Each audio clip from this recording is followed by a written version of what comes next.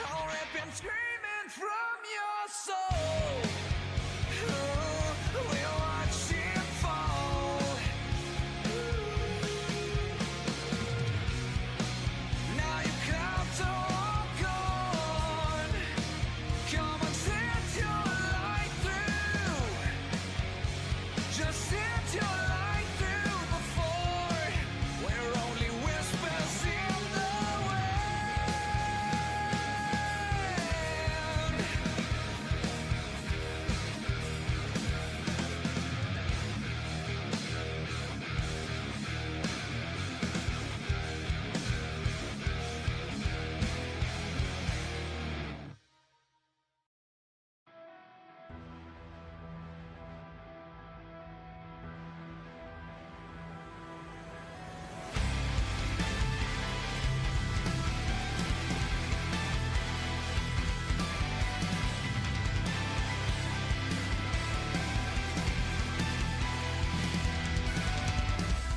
You can turn my world upside down a rush like I've not felt before. I can trust myself. I need you to make it turn. I know.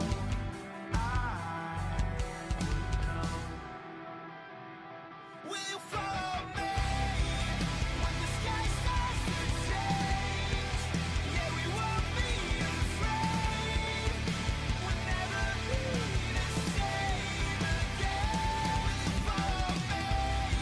We won't leave it to chance. We can't write our romance. We'll never be the same again.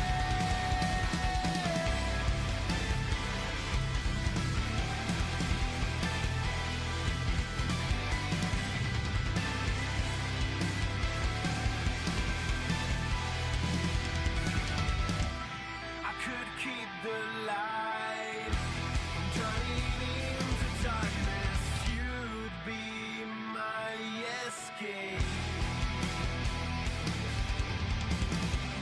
What have we been told? Easy to unfold. Future might seem out of reach, but we're getting close. Will follow me when the sky starts to change. Yeah, we won't be afraid. We'll never be the same again. Will follow me. We won't leave it to chance. We can't write our romance. We'll never be the same again.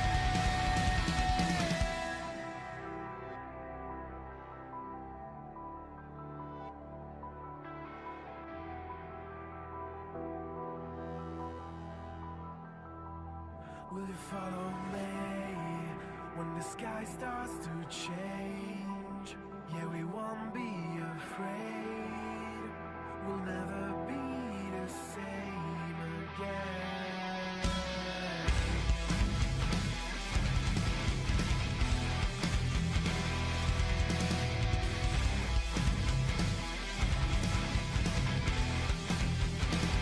Will you follow me when the sky starts to change?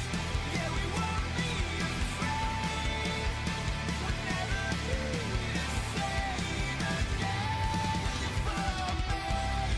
We won't leave it to chance. We can't write our romance. We'll never be the same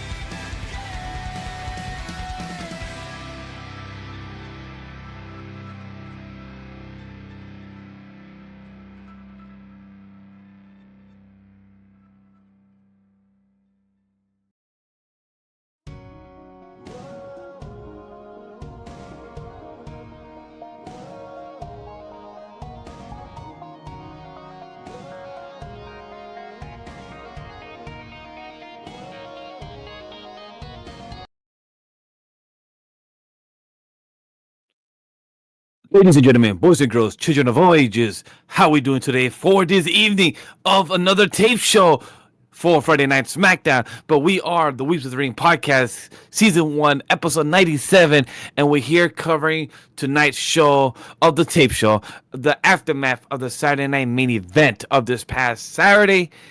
And we had the main event of the women's tag team titles of Bianca, Belair, and Naomi for the first time defending their title versus Nia Jax and Candice LeRae. That was the main event. We'll talk about it. Was it good and bad? And what did it add to the story for Tiffany Stratton? But then we had for the WWE title, Cole did not show his face tonight because they are prolonging his return for the new year. And Kevin Owens gives us an update that there's another layer to his madness that he hasn't snapped yet. But then for the mid-card stories, we have Alex Shelley versus Johnny Gargano, Grayson Waller effect with Braun Strowman, but then leads to and Braun Strowman versus Carmelo Hayes round 2. And what started the show and what began, it was Solo Sikoa with the new bloodline, the Tamu bloodline. They started the show, but then got interrupted by Drew McIntyre. But then he got interrupted by Jimmy, and then everyone started the 6-man tag of LA Knight, Andrade, Apollo Crews versus the new bloodline. And to end the show, Chelsea Green had a video package for us to see for her first time in the U.S. title, and she said a beautiful line, "I worked my entire life to be an overnight success." So without further ado, you heard the rundown, you heard the Stampede, so without further ado, let's start the show and have a good time.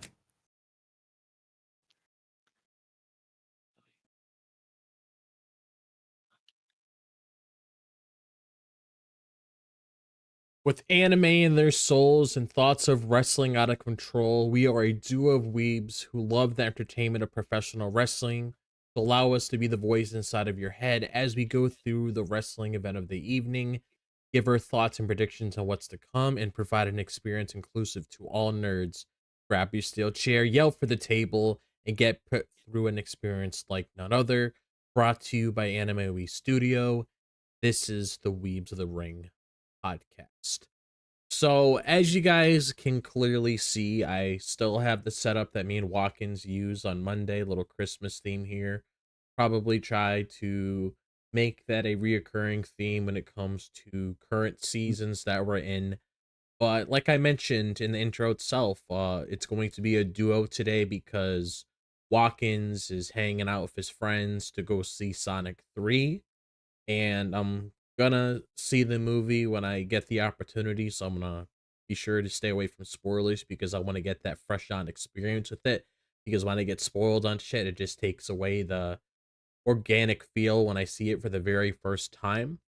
I agree, the immersion, like you get taken out for the reality of what you saw. Now you know what to expect to be an unexpected. But myself, the visionary, legendary Vash is here to start the show as well with my co-host Dropped His Box and Watkins. Go enjoy the movie. Go watch Sonic 3. We already heard the announcement of Sonic 4 being production. So, hey, we are here for it. We're here for the multiverse, the crossover, the Marios. We're here for all that. So I'm excited for that. And for the tape show, that's a different story. The tape show felt like a tape show. It felt like very video package heavy. Yeah. I mean, they had to do something because a lot of this stuff, like when my friend Billy went to go see this last week because they were in Hartford, Connecticut, he stayed for a second show, and they normally start the show like an hour ahead of time than what it usually airs. That's why a lot of people saw clips online. But after this show, they did another one right after, and obviously they had to do specific things on that show because the Friday they had that show, they had Saturday night's main event, and you don't really want to risk spoiling anything when it comes to who won so-and-so match on the next show. Like, it'd be kind of weird if you had Chelsea Green come out with the United States Championship the following week, and then it gets leaked online before you actually see it happen when she wins it. Which I'm glad they didn't, because it was a good experience Yeah. for those that don't know or they didn't see the last week coverage from from Drop himself solo that night. Myself and Watkins met each other that night at Saturday Night Main Event, and we saw Chelsea Green take the opportunity and take her win there. Also, it was pretty unexpected that around my area, a lot of people was rooting for Chelsea Green. Not many people was rooting for Mitchin during that fight. So that was something I didn't expect either. A lot of people was really downgrading Mitchin, like, nah, we want Chelsea. So it was really cool Yeah. experience to see the love for Chelsea Green in person. Oh yeah, definitely for sure. I mean, watching it on the television, that was the exact reaction that I saw when I was watching the program. But like Vash stated earlier, when it comes to like the feel of the tape show, I mean, that's pretty much what it was. Like you could literally feel like the tape show from beginning to end, and they obviously had to throw in things happening backstage to really spice things up to get you invested on, okay, what's the next chapter for whatever story's currently going on. So when it comes to new content to follow, that's pretty much what you had right there. Because if I'm being completely honest, there's only so much you could really say about a lot of these matches when it comes to how they're going to progress certain storylines, which leading into our first discussion when it comes to our headline story, because it was the main event, so it makes sense to discuss this first. The women's tag team titles was Bianca Belair and Naomi, because like you guys saw last week, Bianca was about to get stripped from the titles, but Naomi decided to insert herself in, so Bianca didn't have to do that, and they went up against Nia Jax and Candice LeRae. And the only interesting thing that I really saw out of this is, for one, it's giving us even more it's giving us even like a better understanding of who attacked Jade, which is Naomi. And like you guys saw me discuss last week when we talked about the show, it's probably going to be explained once the heel turn happens. But I basically said it's one of those things where Naomi came back to WWE. She really wanted to just go all the way to the moon, but she hasn't really had the best year to really come back to WWE and just have that ball of flames in her. And this could be one of the very reasons where it's like, okay, you guys are keeping me down, I'm doing this or that so I can remain on the top, because it makes sense. And like I said before, Triple H has made a really good understanding when it comes to why people turn heel, when it comes to the reasonings behind things, which has been a good focus with KO and Drew, to give a couple examples.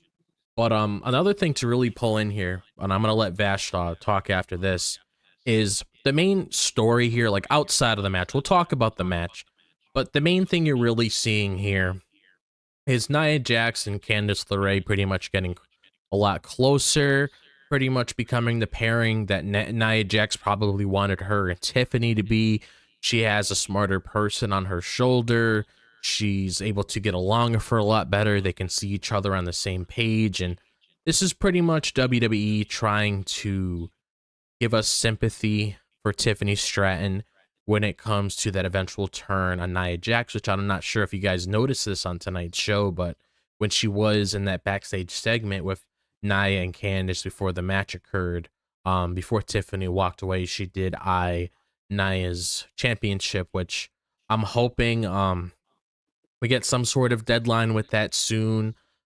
Netflix, I'm not 100% confident on that because they haven't really said anything yet, so maybe hopefully sometime before the end of January at the latest, the Rumble, we get something kicking with that, because there's only so much that Nia Jax can really do before she really sets Tiffany off. And you want to start off the new year fresh, I mean, have Tiffany get her revenge. But what are your thoughts on anything I said? Total just said it is a good backstage because I find it interesting that Nia is letting Candice do all the talking. So I Yeah. feel like Candice came in this new. It feels like a little high school setting where Nia is the mean girl and Tiffany is kind of being or becoming the black sheep by being pushed by Candice. So I feel like an interesting character for that, and why is Tiffany letting it happen is going to be interesting, but I know it's because she has the briefcase. So I know it's the big push of her having the briefcase is what's making it feel like, hey, she's eyeing it. Like you said, I didn't even notice the eye, the little glance that she did towards the title, which is smart. Don't let it be seen or caught from many. Let it just be, very subtle. So it's good eye on the camera and for our characters on screen. And I love how they still portray stuff from months ago, because remember when Candice said, "Hey, Tiffany, you do the party, you prep everything," and Candice also told her tonight, like, "Hey, she's gonna host a great party for us and everything." Last time, and remember last time that Naya and no, sorry, Tiffany, Pretty Deadly, last time hosted a party for Naya when she first won the title from Bailey, and they had like all pink balloons, but that wasn't really the style of Naya. So I wonder if that's gonna continue pushing the wedge between Naya and Tiffany for Tiffany to finally cash in towards what you're saying about that. Could that be happening in January? I hope so, because once February 1st hits, is the Royal Rumble. We already heard that the Raw on Netflix is the start of the road to WrestleMania. Is a new era, is what Triple H said this past Wednesday. Is the new era. Mm-hmm. We also got the news report that this Friday, January 3rd, SmackDown will be moving to 3 hours of Yeah. content. Could they also use that as a big premiere, big day, Yeah. like they're doing for Raw on Netflix on January 6th? Could January 3rd be also a big day for SmackDown, and where she could also cash in? I would like that, because the other time she could cash in is on a big event before Royal Rumble. Is a Saturday Night Main Event in January. But I feel like depending on how their views or the backing was for this past recent event, depending, but I would prefer, if I had to choose, on January 3rd. I feel like that would be a good spot. Make that day, the first 3 hours SmackDown, actually mean impactful, and cash it in there. Yeah, because when it comes to SmackDown being 3 hours, I mean, at this point, they definitely need it, especially when it comes to having some call ups for NXT. Because I'm pretty sure Raw isn't well, they already said that Raw isn't the only one that's going to be involved in this transfer portal. But you also have to keep in mind now they have these new mid card championships with the ladies, so they got to make sure that they give a lot of time to really flesh that out, so they actually have a lot of meaning. And I know they did this year, where they had some New Year's special for SmackDown, which is why we ended up seeing the Final Testament debut. That was like one of the biggest things that came out of that show. So if they do end up doing, the 3 hour premiere, they might as well just bring back that little TV special again, like they did this year. And you could have Tiffany do it at that moment, because Agree? you always want to start off the year right. You want to start off with something special. That could be something special, especially when it comes to SmackDown being 3 hours, which isn't really a norm for them. For Raw, it is, but for SmackDown, it's always been an 8 to 10 show, or wherever you guys are living around the world, it's usually Exactly. a 2 hour show. So it's like, if you want to make a statement on that show, I mean, I will do it, because I mean, to me, I just feel like the time. I mean, my deadline for this, to be perfectly honest, is probably um the Royal Rumble. Like, that's the cutting off point for me. Anything beyond that really wouldn't really make sense, because you're like in February 1st, which is the Royal Rumble, and then you got WrestleMania like 2 months. It's like the second Yeah, March week. is Elimination Chamber. Yeah, Fuck, I win is dead. it's like it's earlier that month. So it's like you got to have Tiffany do it around that time, because you got to also have Tiffany get in some sort of program where she can begin her role to WrestleMania when it comes to whatever she's doing, which I know the popular idea in the fandom is Charlotte Flair, and based on the rumor we saw before, it was the whole thing with Charlotte coming back with this darker character, which darker to me means, okay, Charlotte's gonna actually go back to the roots. That makes a lot more sense for her character, which is a heel character. I mean, look at her father. He pretty much made a career as being like one of those top heels all those years ago. And Charlotte's the queen after all, and queens usually like to say that they're above all these people and they're greater. And obviously, she's going to look at Tiffany as a rookie. I mean, it could be a very good story depending on how it's written. I know we're just looking into the future now, but basically just to add a little spark into the conversation, because outside of this, I mean, I don't know if me and Vash really have as much to say about the overall match itself, but just to give some love to Tiffany and things that we personally want to see when it comes to her direction. I mean, that's something to throw in there, but I actually kind of like how I mentioned that just to add a little things here about potential storyline between her and Charlotte, like once it happens, because I don't know if you noticed, but she actually did eye the title before she left. So I feel like Charlotte would probably be a very good obstacle for Tiffany to overcome. Like I said before, she's the queen. The queen normally looks down on people. She would look at Tiffany as a rookie, saying she hasn't achieved anything yet. And if Charlotte's a heel, she's gonna flaunt I and can't say wait for that the she's promo talk as well, like yeah, the whole Barbie talk. Like, hey, you look like a Barbie. Like, yeah. I wonder, like doll face. I wonder all the type of promo talk they will have between each other and the Smack talk that will go. So that's something that we'll be excited to see. I can't wait to see the rumors because we did speak about that. We did speculate. A January 3rd arrival slash return from Charlotte will also be a good way to introduce Oh the yeah, 3 hour show. actually, yeah, That that would be a makes great sense. opportunity. Makes sense. You don't really have Jericho to wait till announced like Rumble. literally, hey, they made an extra hour for the Queen return. I Yeah. bet you that's a good line for her to use. Literally, perfect. Yeah, I mean, if you want to like bring her back, because you don't necessarily need to wait until the Royal Rumble to bring her You back. don't. We already know she's going to be a part of it, and if she doesn't win the Rumble, she'll more than likely be a part of the Chamber. But you don't have to wait until Rumble to give a surprise return because we know she's coming back, and you can save that spot for somebody else. That I mean, it makes sense for it to happen, but I don't really think you need to wait until February for it to happen. But just to add a little thing before we talk about the match itself. Yeah. Just last thing I was going to mention about like a possible thing later. What's up? I can easily see Charlotte doing is just flaunting about her being a 14-time champion and then Tiffany's face, which I'm hoping if things go the way I want it to go when it comes to their match, I'm kind of hoping she puts Tiffany over because you got to think about the next generation at the end of the day, and her Yeah. losing to Tiffany Stratton is only going to do wonders for her. I mean, look what happened to Rhea Ripley. She's literally the biggest attraction when it comes to female performers in WWE right now. Literally, everybody just loves Rhea, and that match really made Rhea when she had that with Charlotte. But And I remember that night of WrestleMania 39. No, 40. No, Yes, it's 39. 39. It was still one of the best matches of both those nights. So, like, what Yeah. Charlotte and Rhea did is something would be beautiful to see again with Charlotte and Tiffany. And I'm sure with Charlotte's stock, she wouldn't mind losing and giving the extra push to Tiffany. Yeah. So I'm sure that she's okay with that. And when it comes to Tiffany, when it comes to the briefcase, my deadline is Elimination Chamber because Elimination Chamber is March 1st. So if we Yeah. could get it done before March 1st, Yeah. great.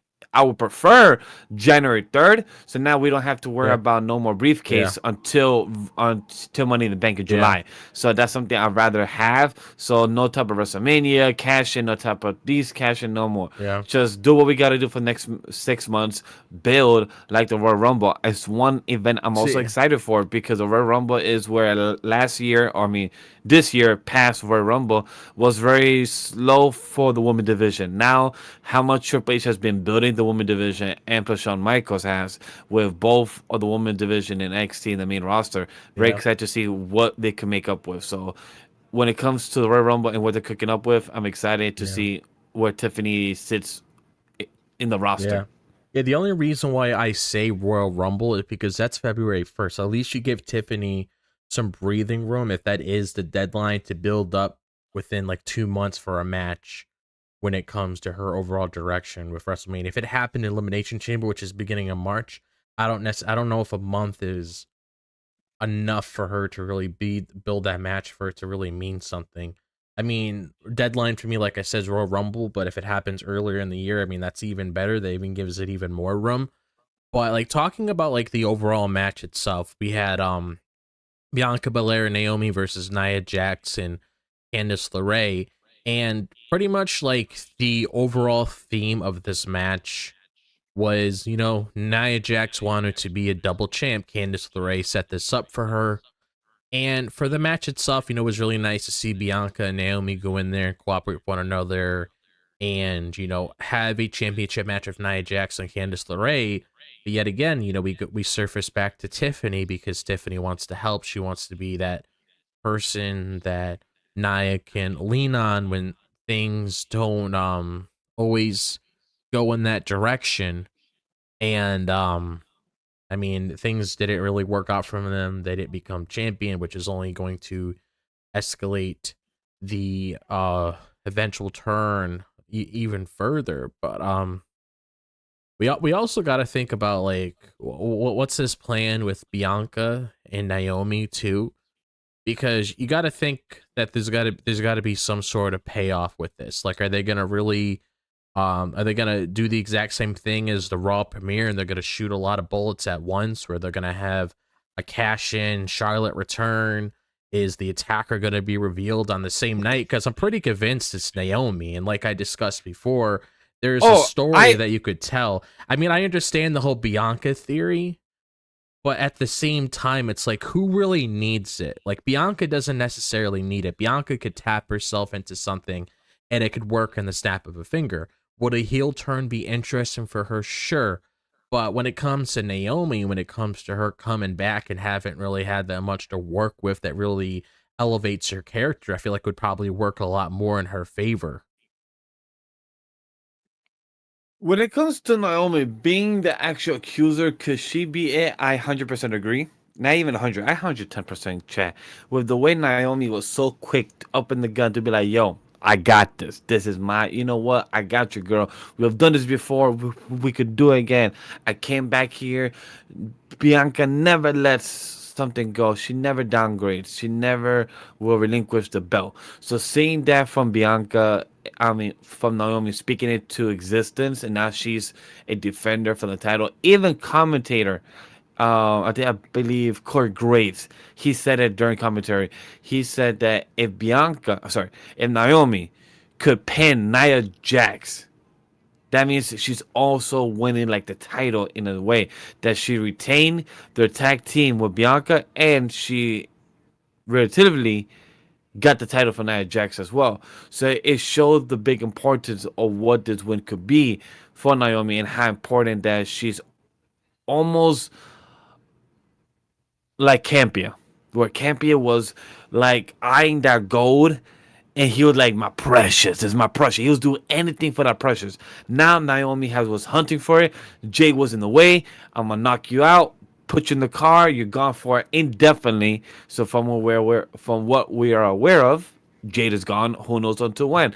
Back at the Royal Rumble, who knows? So now we have Naomi doing what she can, and they finally won the title. She took the pin as well for Candice. Candice took the L when Tiffany was trying to help, when she was told to stay in the back and get the party ready, but she still came out to support. So I feel like, I wonder if is going to build up to the story as well, Drop. Yeah, that's another thing to like consider as well, because we also have to see what the payoff is for that as well. Like, all the lines are going to connect eventually. So, I mean, at the very least, I can appreciate that there's like at least something to work with when it comes to the mystery attacker and what sort of direction all of these things that's being set up can lead. But based on what we discussed, do you have like any other thoughts when it comes to the match itself, or anything to? No, to the match itself, the only thing I could add was saying that I'm glad Candice LeRae is getting her time. Yeah. Even though Corey Graves is throwing shade at her because she has this mean attitude, and he's kind of referencing that the reason she has this mean attitude is because she married, Johnny Gargano. For they're both heel turns, so it's pretty interesting of how that type of dynamic has turned around, and it's just perfect timing how both of their characters as a couple have turned heel. But what I wonder is, when is Tiffany also going to be turning face? Because the more and more that we have Candice being heel 100%, and Nia as well being the mean girl character, Tiffany sooner or later has to turn face. And the more you drag this on, hopefully it doesn't get too stale like we did with the Judgment Day stuff and everything, where they're finally changing things around, they're finally gonna keep up the pace. So when it comes to the fight about what are the aftermath after this win, congrats to Bianca and Naomi. They finally have a win. Naomi, you finally have gold around your waist right now. Let's see what everything will lead up to it. But I'm more interested for Tiffany and Nia's story of Yeah. where it can lead up to. I mean, to answer your question about when Tiffany turns face, the cash in, I mean, that's probably the most obvious answer right there because once she turns face and she hits Nia to cash in so she can get that title that she wants, that's pretty much the face turn right there. So if you're having Tiffany turning face, I mean, just around the corner, you're probably gonna have Naomi turning heel around the same time. So it's like you turn one. It's like you're flipping a coin. Turn Tiffany face, and then you turn Naomi heel. Doesn't have to happen in the same night. But to answer your question, probably when the cash in happens, because it doesn't really make any sense when she cashes in. She's still a heel because that's pretty much somebody standing up against the bully and then getting their revenge after being harassed and tossed around all that time. So yeah. Okay. I see what you're saying.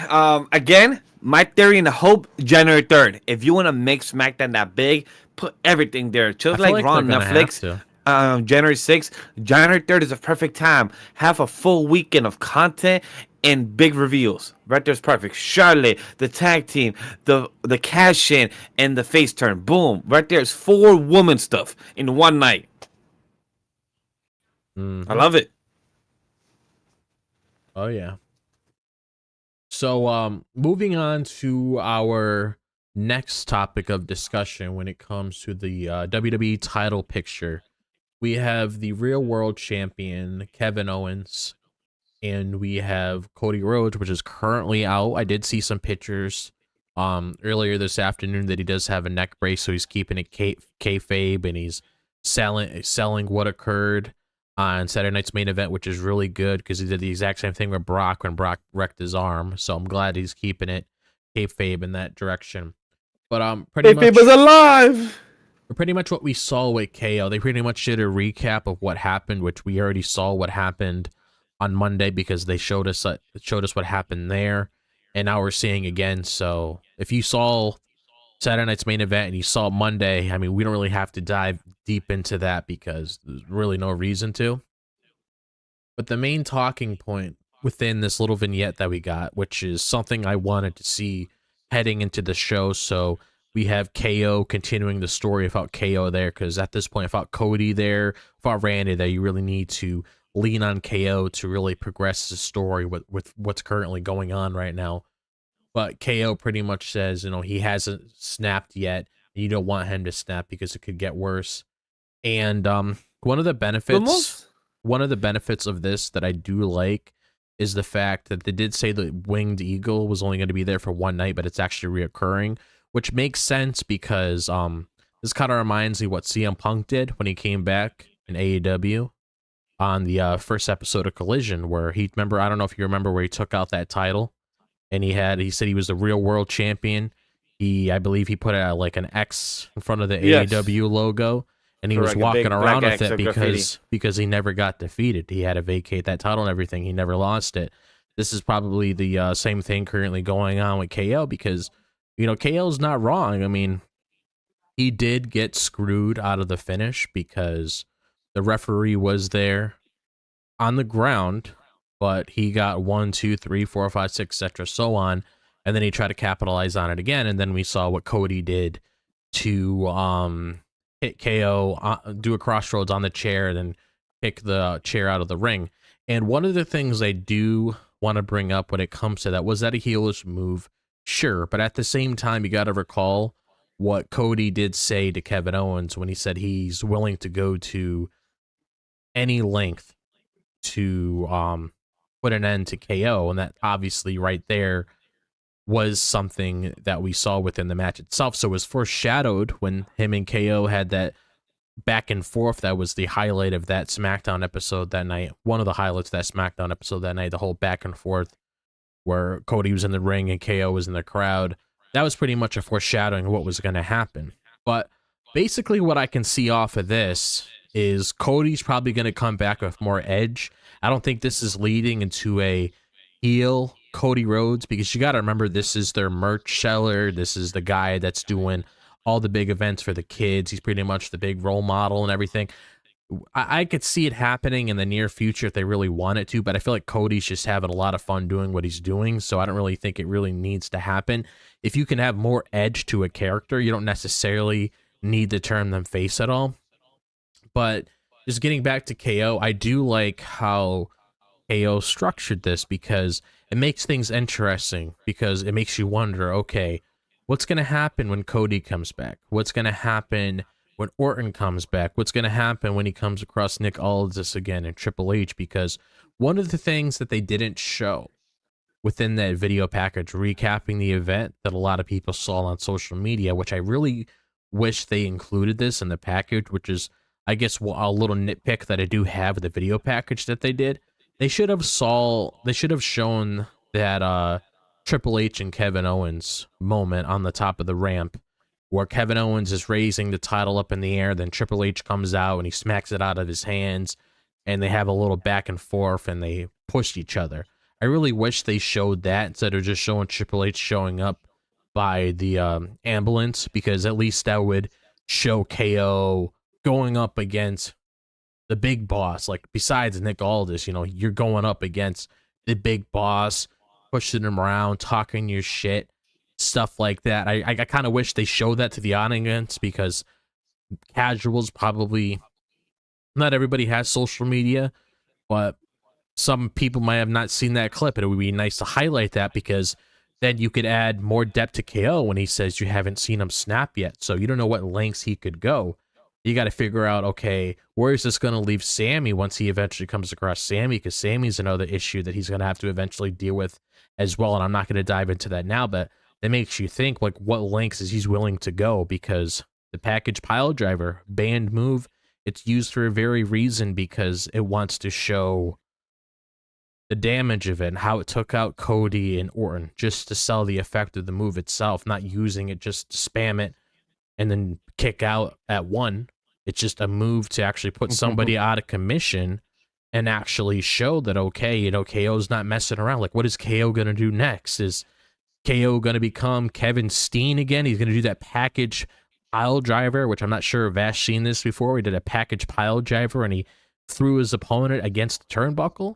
Like, is he going to be doing shit like that? Is he going to be pulling out other ideas flowing through his head? Like, what is the limit with Kevin Owens? And this is why I like this direction of Kevin Owens' character. This is why I like him walking around the winged eagle, because not only does it give us a good reason just to see the belt reoccurring on television, but it's really nice to see this whole narrative of Kevin Owens, because he's definitely one of the main reasons, outside of other people, when it comes to why I tune into SmackDown every week.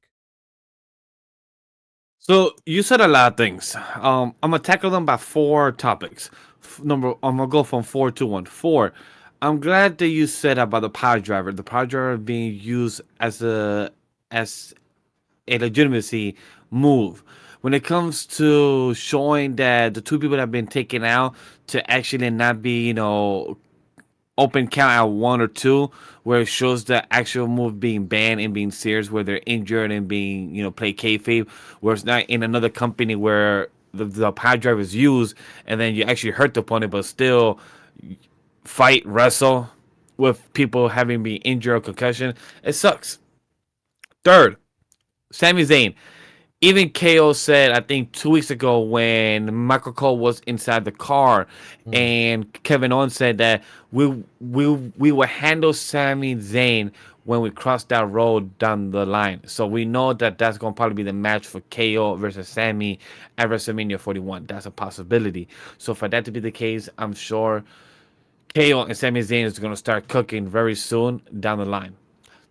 2, when it comes to there's the video package itself, or what you said with Triple H not being involved in the video package when it came to him fighting with his boss, I feel like they didn't have a good angle of their own, so I think that's why they didn't put it, because they put a few shots of B-rolls from fans, but they always put first their version, and I feel like they didn't have a good version because I couldn't find any Mm. of the Triple H and KO that was not a fan footage. And for number one, I really love this vignette, as you call it, drop. It was really well done for Kevin Owens because you said something beautiful that we were expected to see the winded eagle belt for only one night, one time. But we are seeing it more than that is. We're seeing it on this Friday and also this past Wednesday at the at the Netflix kickoff at the headquarters of WWE. So we're seeing it now more on screen. Will it be transitioning into that becoming the belt in the future? Hopefully, thank God. I'm tired of seeing that big ass W, but makes sense why we got it for marketing and easy for promoting and marketing. But I love what KO said. Drop. He said that he has another layer in his anger and his temper that he hasn't even snapped yet. So we have another layer of what could go the mayhem, the craziness.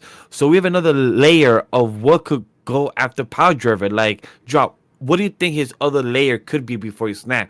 Because this is before he snap. He has taken two Power Drivers to Randy and KO. I mean, to Randy and Cody.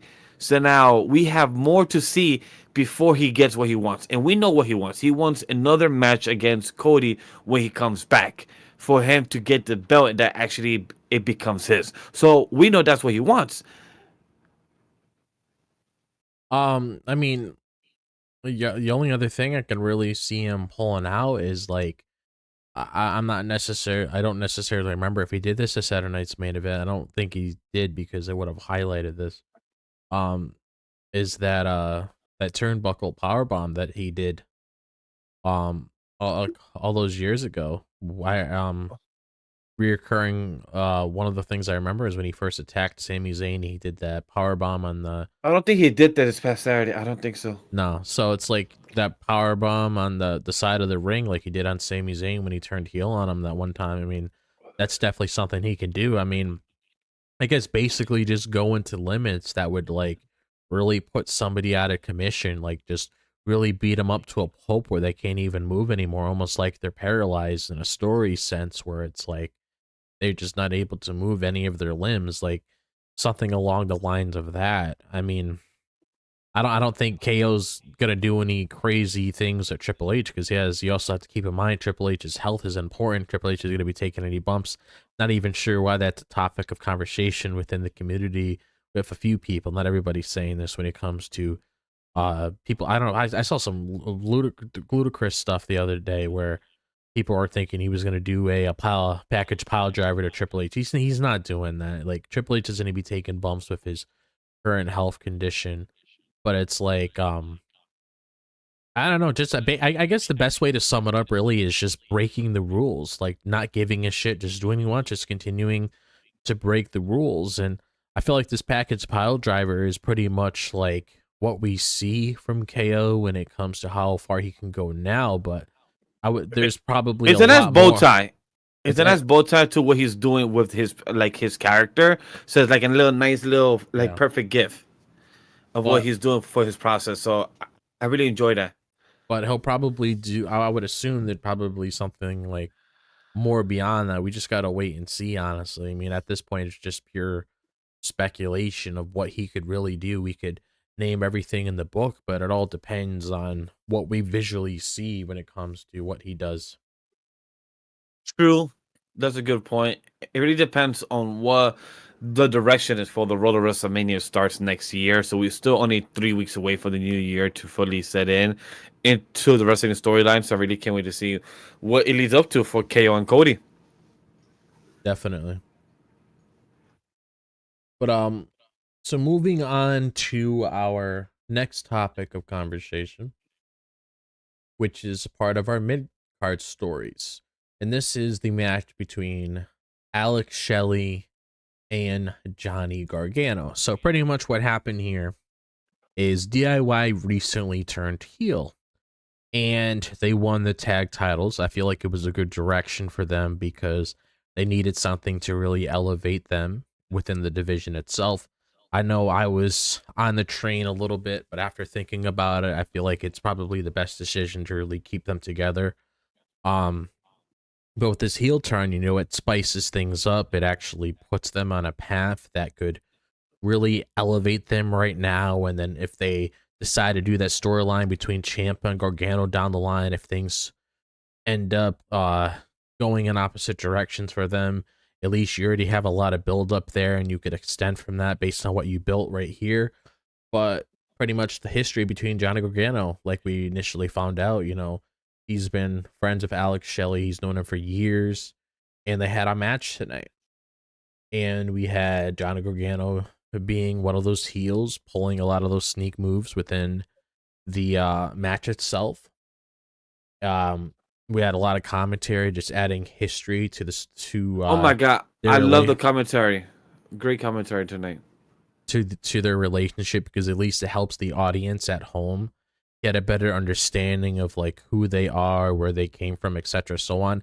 That's the main reason why they do it. Like, some people might just watch wrestling for the matches itself, which is fine. But when it comes to, other people, they might want to know the history behind these performers instead of being like, okay, that's Johnny Gargano, that's Alex Shelley. People want to get invested in these characters so they actually care when big moments happen to them, depending on what's currently going on with their characters. And then we saw Johnny win with a roll-up, which I figured it was going to end in a silly way like that. Silly not meaning bad, but obviously as a heel, you usually have a lot of tricks up your sleeve. And Ciampa came in there to intervene. And that's basically where everything headed there with their story there. But one thing I will say that I am definitely looking forward to, and I'm enjoying this. I had a great 2024 outside of financial issues. I'm hoping 2025 is a lot better for me. But one of the things I am definitely looking forward to when it comes to January 1st, 2024, and I'm just going to come and say it, I am looking forward to seeing how these theme songs are going to sound in 2020. I was going to ask you that. 2025. I really was going to ask you that. Because I this theme is not it, and it's not Johnny Gargano's fault at all whatsoever. He's a great performer, just like everybody else involved in that storyline. When it comes to Alex Shelley, I don't know why the tag partner is like leaving a blank in my head. I'm not sure if you remember the tag partner. I don't know why it's drawing a blank. I will get back to you in the next moment. But it's just the music's not it, man. I mean, one of the things that I remember as a kid growing up watching wrestling, keep in mind, I wasn't born in the 80s. I was born in the late 90s. So I really wasn't able to live through the Attitude Era. And Chris Sabin. Chris Sabin. Okay, thank you.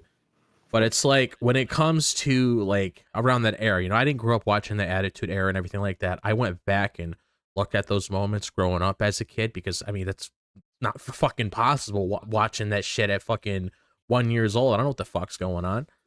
But it's like going back and looking at everything around that era. And then I remember it was like WrestleMania 23. That's when I remember around that time when you had that shave your hair match between Vince and Donald Trump around that time. That's basically around the era where I grew up with it. So I guess that was probably around the Ruthless Aggression era, and I've been watching ever since.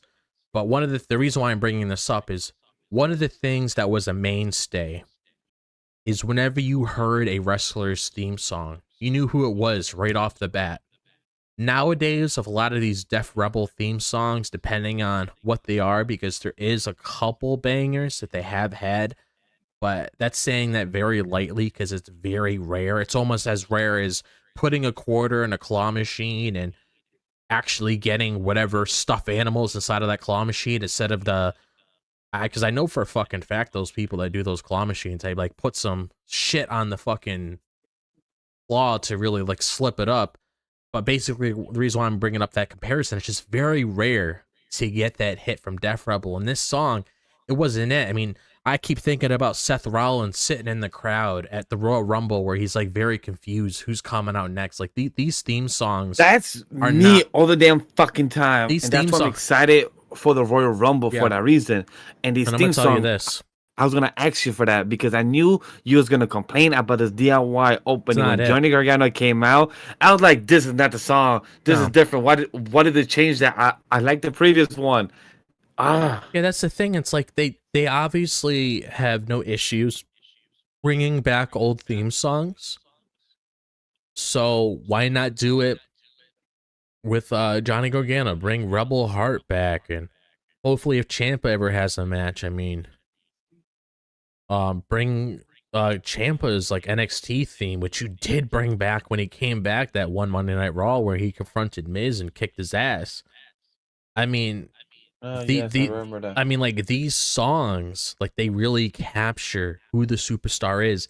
And one of the things that I also want to say is, I don't want to hear like this random ass stuff in the beginning where it's like you hear, "Hi, my name is Luigi," or some stupid shit like that in the beginning of the song, and then you got the song playing. It's like you don't need to do that. You need to think of a song that fits the character, because one of the reasons why a lot of people um I need to look this up on my phone as I'm saying this on my Apple Music. But let me see. I'm gonna look up. So, Jim Johnson. Jim Johnson. One of the reasons why a lot of people love Jim Johnson when it came to his production and the music is because he can look at somebody, he can study them, and he can figure out, okay, this is the song that represents this person. And he pretty much created it out of thin air. Randy Orton's a perfect example. He came up with his song. He looked at Randy and he figured out exactly, this is what this character is supposed to sound like. This is the overall presentation that this character needs. And what did it do? It stuck with Randy years on end. They haven't changed Randy's song. And I don't know if you remember this report, but when Randy was supposed to come back at Survivor Series last year, Def Rebel actually had a theme song for him to come back, but Randy shut that down immediately. So if Randy can say no to things like that, these superstars should be able to have a say when it comes to their overall thoughts on their songs. But I don't think every song's going to clear next year. You might probably have to space it out so it's not like a whole bunch of things getting hit at once. Like okay, Bailey's getting her song changed, Candice is getting her song changed. Like there's certain ones you could keep, but then there's certain ones where it's like, okay, we got to switch this up a little bit. And I feel like 2025, when it comes to overall production, I'm hoping it's a lot better. Like definitely, like you said, when it hits Royal Rumble, I'm hoping, like look who's coming on the Netflix debut, Penta. I'm hoping Penta gets that treatment when he comes on when he debuts on Raw. I'm hoping he gets that treatment. Like that's basically my little rant here. I did not like this song at all. I haven't been I love DIY as a tag team, but I have not liked this song ever since it aired. I do not like it. So when it comes to the song, I feel the same way you do, Drop. When it comes to the actual match and to Alex Shelley, Johnny Gargano, that I didn't get the chance to per se, this match was good. But what I'm curious about is that as somebody who is a bit different from Drop, who don't have any attachment to these guys, such as how Johnny Gargano DIY, I love the song. I love their chemistry. They turn heel. Really cool to see. Machine Gun Motor City. I've heard about them. Don't know who they are. But seeing them on screen and seeing what they're involving themselves as the master and student, as the Jedi and Padawan, I see these type of references of what they're showing with one another. And even the commentary brought up saying that one of the moves that Johnny has, he took it from Alex Shelley and renamed it to his own. So it showed the comparison. A lot of the wrestling style of Johnny looked very similar a lot to Alex Shelley in a one-on-one. It showed the very well balance between one another. So I really enjoyed that between Alex Shelley and Johnny. And the promo talk between them in backstage felt very personal. At times when it's more personal, it hits you. You're more invested because even the jokes aside, Drop, even when Alex Shelley said, if you're a man, you fight me one-on-one. And Johnny Gargano responded like, yeah, I'm a man. I had a kid. That makes me man enough. I have my pride. Small jokes like that hits. Sometimes it goes over people's head. To me, it hit. It was funny. I had a little laugh. I had a little giggle. So those backstage things was hilarious. Even for Ciampa. My boy Champa, the way he was holding that belt, it's like he finally had his lost kid that he been having lost, that he finally got it back, and he's just holding it like it's his baby. It's like, yo, you my precious. I've been finding you, and I finally got you, and I'm not letting you go. That's how I feel like Campia character is being portrayed, and it's just very funny of how he's doing it. Overall, the match itself, like I said, very entertaining to see the Padawan and Jedi character between 1 and 1, and curious to see if we're gonna get most likely a rematch for them two on January 3rd, most likely. Oh yeah, because they I I read the comment. Sorry, I'm not gonna repeat anything because Same. I don't agree with that. Yeah. But it's just little things that catch my eye. But I mean, I would assume so. You gotta, add something to that show. If it's gonna be 3 hours, you um have to do something to to really. I'm gonna click off this thing. So I have to keep reading it. So you have to add like something to that show to make it feel special. So I can definitely see there being a rematch on there for the tag titles. But like another good thing to really point out, besides how I was being a little analytical about that stuff before, was the fact that at least you have like some story when it comes to a history between them. It's not like you're just lumping two people together and wanting them to have a match with each other for like 2 to 3 weeks, like a 2 to 3 month feud, and that's it. Like at least you have some history between them when it comes to Johnny Gargano and all of that, so you can build off of that. And I guess another thing to really put in there, since we have DIY in this new direction, when it comes to the Motor City Machine Guns, one of the things I want SmackDown to do, because when Chelsea Green and Michin had their match, they mentioned their history when it came to them being in TNA. I'm not sure if you caught that online, but they were talking about their history in TNA and how they, whenever when it came to the matches they had and all of that, basically telling how they known each other for so long.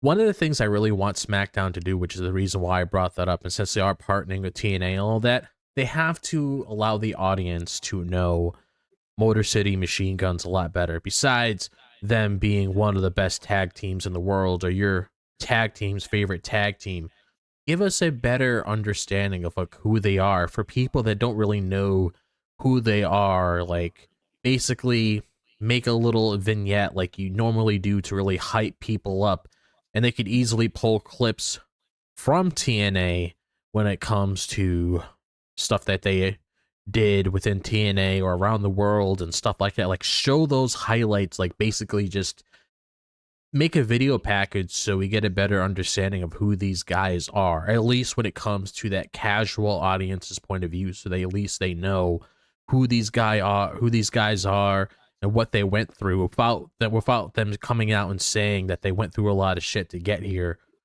Give us some sort of video package for those people out there that don't really know that, because I feel like that just allows the audience to care a lot more about the Motor City Machine Guns outside of what's going on right here. I feel like that would be really good as well, especially if this is becoming a personal feud between Johnny DIY and Motor City Machine Guns. I feel like that's something definitely needed. Like if you want the crowd to get behind Motor City Machine Guns and you want them to really care about them and you want them to invest in their stock and all of that, that's something you definitely need to do. You got to give the audience a reason as to why DIY is the bad guy outside of what they did, so you could be on the hero's side and all that, because I definitely feel like a video package explaining who they are would definitely help a lot more people invest in them. Not saying that they're bad by any means, because they're awesome, but giving a little depth to them and all of that, I feel like would be really cool. One thing I will say that I 100% agree with what you're saying, because it feels like what Triple H is giving us, he is giving us the ingredients without the food. He's telling us about them, about the information of who they are, but without us getting us the actual entree, the dessert, the appetizer.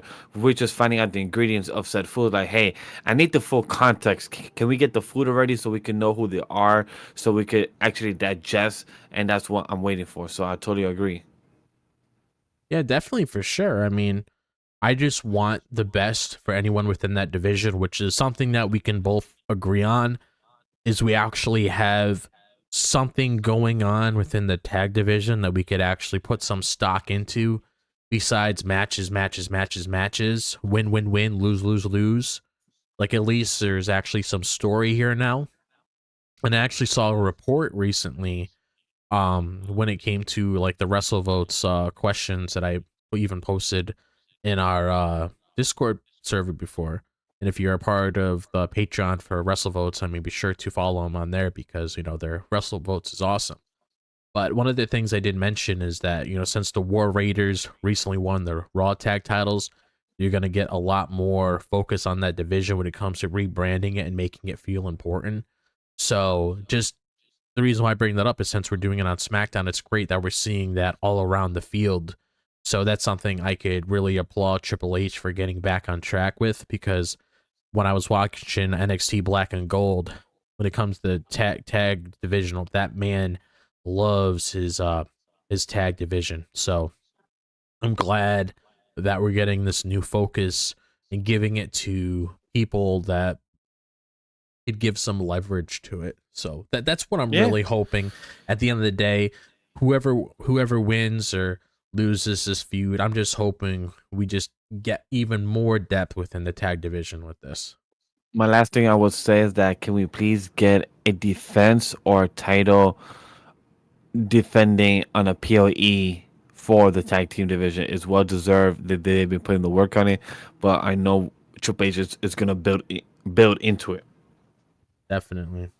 But for us, I think we should transition into our other tag team division, our A-Town Done Under, the whack ass that they always set Bash's up this boys. damn fucking set just to have a damn fucking match right after.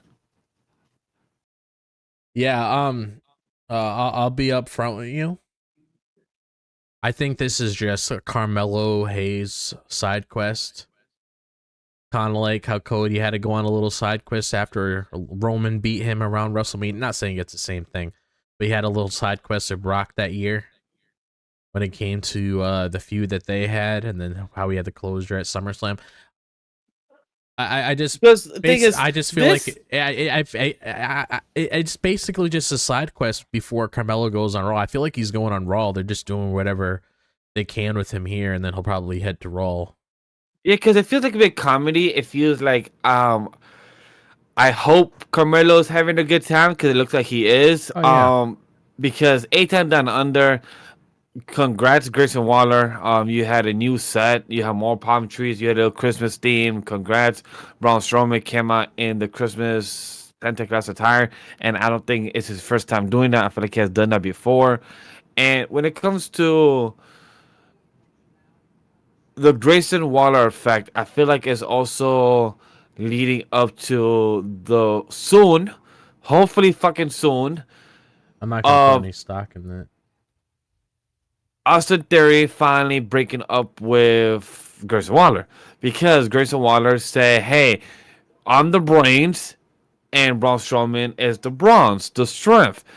He originally told himself and Austin Theory that he has two brains. We are the brains, but then he corrected himself and said, "I'm the brain." And Austin Theory noticed that he gave a little expression, but then the camera panned too fast to show the expression to us, the audience, to kind of notice a bit more.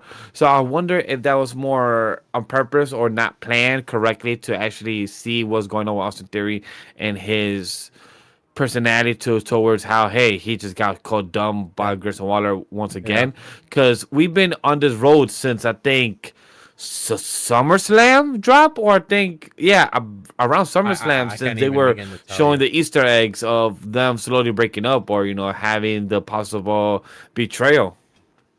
Yeah, I'm just gonna come out and say it right here. I honestly don't even care about the split anymore because it's hard to really invest in something when they keep It's almost like you're putting candy in front of a baby, where it's like you're putting the candy in front of the baby's trying to reach it, you take it away, you do it again, you take it away. It's just been going on for so long. It's really hard Yeah, to get invested in that. You can't really say let it play out because they've it's been been built. playing out for the past 6 months. Yeah, I mean they've been building to it. There were certain hints where it should happen, and then it doesn't happen. It's not like it only Yeah. happened once or twice. I could probably name one, two, three, four, five. Like, actually, do this Elimination Chamber.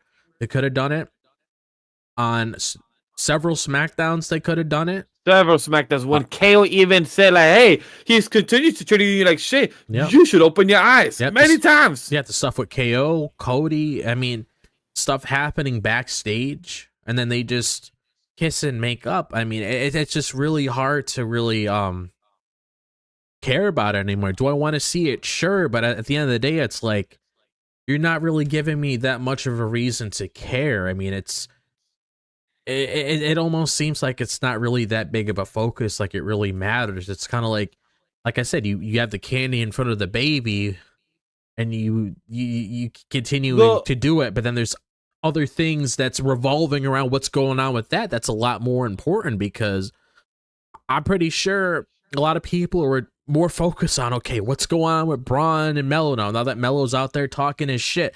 That's what a lot of people are talking about now because it's really hard to have a payoff of something, and this is just something I've grown accustomed to at WWE over the years when it comes to that attempt at something where it's like they tease it, and then it's just completely forgotten in existence. And then when they decide to pull it off, actually, no, this is actually a good explanation. It's one of those cases where once they eventually pull it off, people aren't going to care anymore. But if they actually pulled it off where it felt hot for them to do it, people would care. I mean, I'm going to bring up an example with this.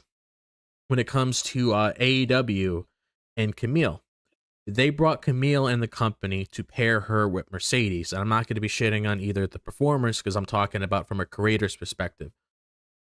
But when it comes to that, they paired her up with Mercedes to help get Camille over because obviously we knew the end of that story was Camille turning on Mercedes to set up a feud with them, and more than likely Camille was going to get the belt. What do they do with that? They drop the ball with it. A lot of people aren't really invested, and a lot of people are really worried about Camille's character because of that portrayal that AEW is currently doing with that storyline. So heading back to this pairing, when it comes to Austin Theory and Grayson Waller, you could think of Grayson Waller as pretty much that person that keeps. It's almost like Austin Theory is like a punching bag, keeps punching Austin Theory over and over again. But Austin Theory is just not doing anything. He's not. And that's He's not somebody defending I himself, and he just continued being a punching bag. And that's He reminds somebody. me of those games, like in school, where Yeah. instead of punching bag as well, is that person that is literally right by the water tank, where Grayson Waller continues throwing that ball, just ready for you to sink and swim. And that's somebody that a lot of people looked at to be like the future of the company when Yes. it came to those top performers that's going to be in high profile matches. But it's really hard to really think like that as much as you want to because of the creative direction. When me and Vash and Watkins come on this show, when we criticize something, it's always aimed at the creative. It's never aimed at the performer because the performers are just doing what they're told. They're just following the script when it comes to how the shows are run. So when we say things like this, just towards the creative, you got to do something with it. I mean, personally, to me, I feel like it's too late. But if you want to prove me wrong, so be it. But to me, I just feel like it's too late. I don't know if I'm really going to care if it happens. But like, just give some love to Mello and Braun because it feels like we've been focusing on A-Town Down Under for a couple minutes. Yeah, so It's good let's that give love. Let's give some love to Braun Strowman, our big old Santa, and Carmelo flame actually, on him. Actually, you should phrase it what he actually said. What was the exact words? Do I have that on the document? I believe Carmelo said, "I might lose, but I never quit." One thing I did like about that line was really good, because that is true. Some people believe when they lose, they always quit. Some people do that. Some just gotta never back down. But there was another line that I have it here on the Discord.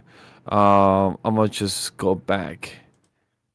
Yeah, it was a Santa Claus line. He said, big dumb Santa Claus bitch. Yeah, right here. Yeah, I got it right here. Braun, you big ugly damn Santa Claus bitch. Yeah, that's just funny.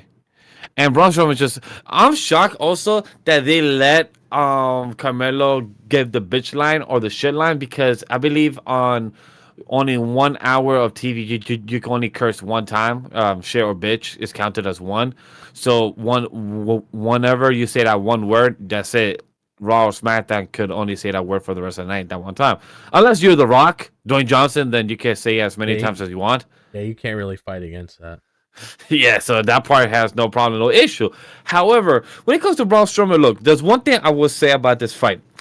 Carmelo Hayes did a much better fight wrestling in this aspect. He learned strategy. Thank you. Yes, drop. There's something that we could say. If people tune out, oh damn, another Braun Strowman and Carmelo Hayes. You know what? I'm gonna tune out. You could do that, or you could observe the different tactic that Carmelo Hayes learned. He learned like he did versus Andrade when he first fought him. That's why they had a game 6 matches. I'm not gonna count game 7 because that one never went through. So for the 6 matches they got, they showed they kept learning from one another. That's what Carmelo Hayes did for Braun Strowman. He learned from Braun Strowman. He learned the Goliath. Well, what's the reference to Goliath? David and Goliath. Thank you, David. So Carmelo was David, Braun Strowman was Goliath, and he took down Goliath. He kept taking down the knees. He kept going down for the lower to take down from the top. Carmelo did that very smart. He was big cocky. Though on the one time that my dude Carmelo was cocky, that he should have taken down. Even commentary said, "Carmelo, what you doing? You should go take him down now." Yes, 100% facts. You should have, Carmelo. That's 100%. You should have gone, but no. Instead, Braun Strowman came up behind you, took you down on the choke slam, and the funniest way to have won that drop, I didn't expect how they were gonna do this. That they had Carmelo being thrown back in the ring at the 1 millisecond at the 10 mark, where Carmelo Hayes won by a countout. Yeah, and that was honestly the smartest decision they really could have done, just to outsmart the Giant. Because realistically, in a match, as much as we would want to see it, we can't really say that Carmelo would really come out as the victor if it was a regular match. I mean, if he went for nothing but net, I mean, Braun's just gonna catch him with every move because Yeah. Carmelo likes getting up in the air, and one of the things that Braun does the most is he's actually able to catch them before they perform whatever move within the ring. Yeah, so it just works out very well for Braun Strowman. And then in the backstage, guys, we had Carmelo running away from Braun Strowman, which it felt like a comedy type of skit going on, like a little sitcom.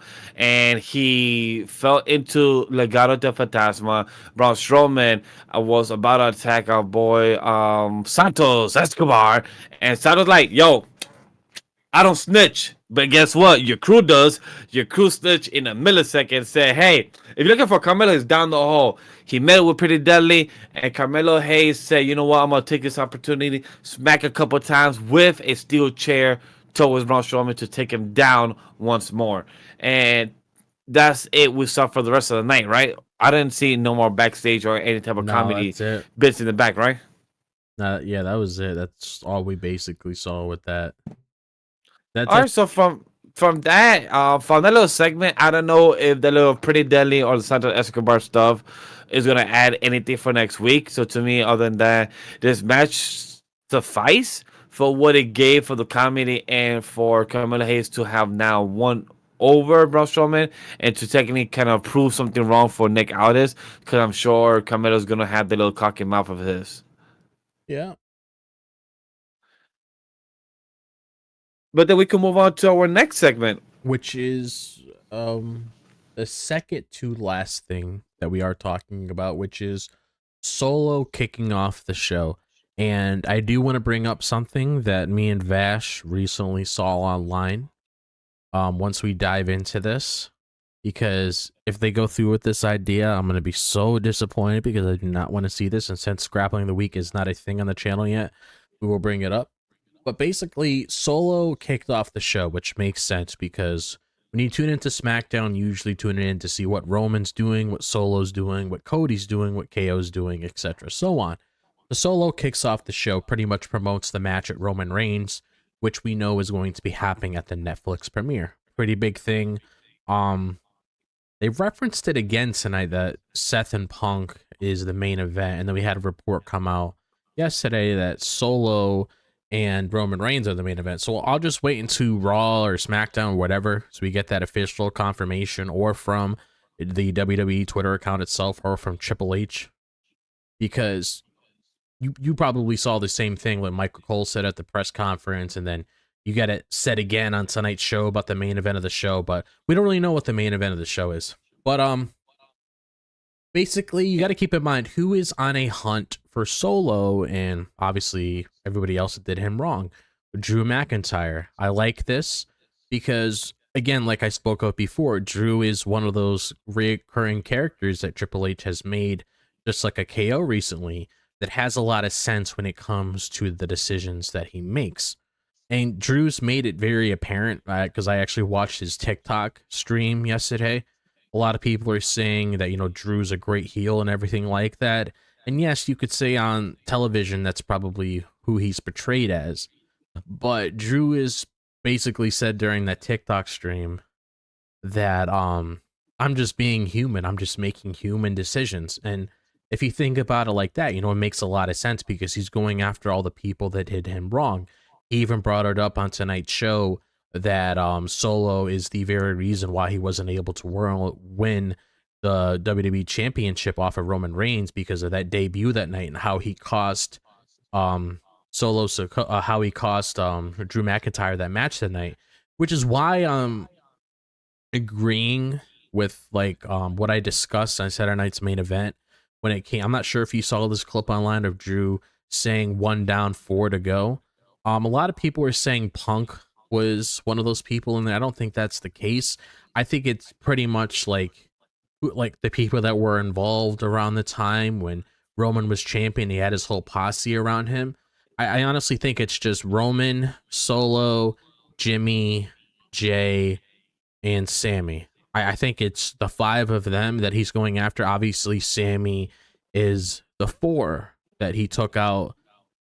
But obviously we see that happening, which more than likely, he'll take out Sammy. But I basically see that as his structure. And I like how at least this is being brought up. It's not being overshadowed just because Solo stood up to Roman. That means, oh, okay, you're a cool guy. I'll forget everything that you did. I like how we're not being insulted with our own intelligence, which we know what Solo did, and it's being brought up. And Drew made it pretty apparent that he would come after Solo. So I like how you have this whole story with Drew McIntyre right now. It gives him something really interesting to do with, considering he never really got his revenge. But I'm gonna bring this up. I'm gonna bring this up right now before we get into Jimmy, because at least from there, because I want to bring up that report that we talked about. I would like to talk first, right before we talk about the report, right before we talk about Jimmy. I would like to give my thoughts real quick about what Drew happened with Solo. First, that quick little segment of how it first started. Because with Solo kicking off the show, I agree, as he should, because Solo is the main attraction of the SmackDown without Roman being there. He is the face of the Bloodline. Right now, Roman, as he said, yo, Roman, I say you being in the yacht, in the ship, you sending me a little video telling me to be on your show on January 6th and have a travel comeback. Solo has gotten so much better in his promo work, in his heel work, talking to the screen, talking about Roman, and having his back and forth. So that's one thing I'm very happy for Solo and see his progression. I loved what you brought up, Drum.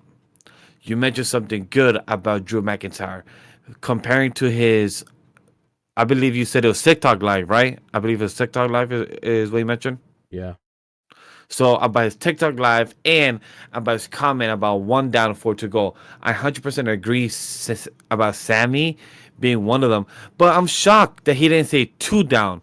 Since the week prior, he took out Jay backstage.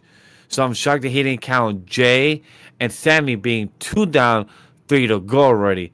But also Jimmy cannot even be part of it right now. So I wonder why he didn't just say 3 down, since even though Drew didn't take a Jimmy himself, even though Jimmy is the one that took himself out by doing up the frog splash out of the jump the top rope. Yeah. So he don't got told he cannot really wrestle right now until indefinitely.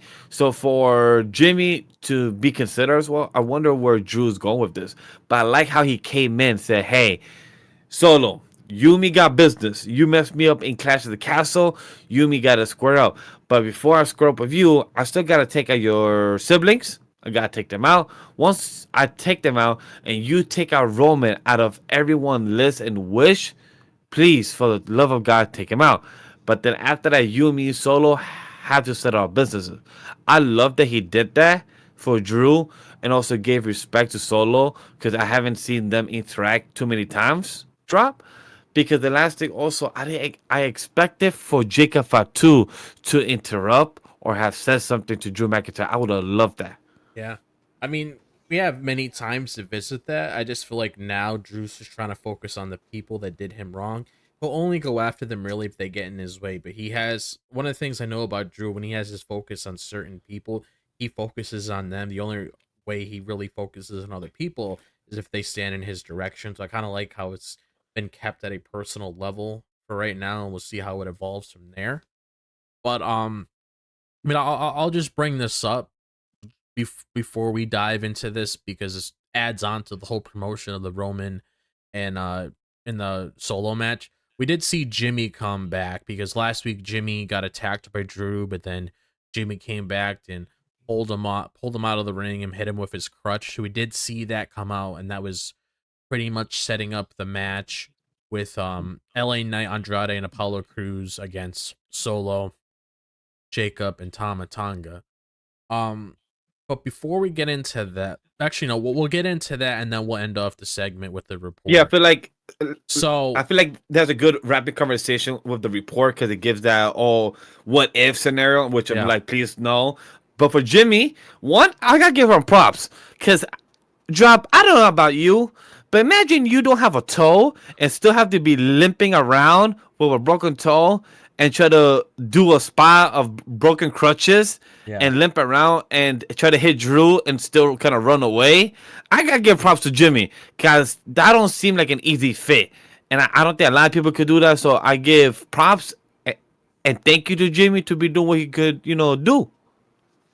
yeah, I mean, I honestly thought that was just their way of writing him off TV last week, so I was a little shocked to see him come back again. So we'll see exactly where that goes.